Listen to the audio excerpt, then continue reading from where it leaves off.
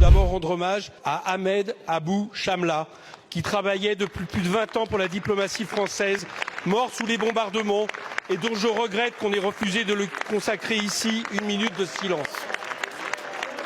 Je veux penser aux otages tués cette semaine, à notre compatriote Elia Toledano, mais aussi à la mort des 3 autres otages tués par Tsahal et qui ont en réalité connu le sort des 16 608 civils palestiniens, dont 70% de femmes et d'enfants tués depuis le 7 octobre. Qui peut douter maintenant des véritables objectifs de guerre du gouvernement Netanyahou, qui, après le Nord, bombarde le sud de Gaza, là où il avait demandé justement aux Palestiniens de se réfugier? Qui peut douter qu'il s'agit moins d'éradiquer le Hamas que d'en finir avec Gaza et la Cisjordanie comme territoire palestinien? Madame la ministre, vous avez été la première de l'exécutif à avoir appelé un cessez-le-feu que nous portons depuis le départ. Vous allez même désormais plus loin.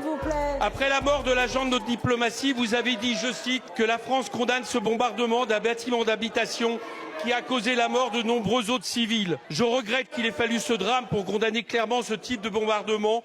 Mais je veux croire, Madame la Ministre, que cela vaut désormais pour tous les bombardements israéliens qui ciblent expressément les Palestiniens. Depuis la colonisation accrue en Cisjordanie, vous avez dit, je cite, en Cisjordanie, la construction de colonies s'accélère en violation flagrante du droit international. De plus, les colons commettent des exactions envers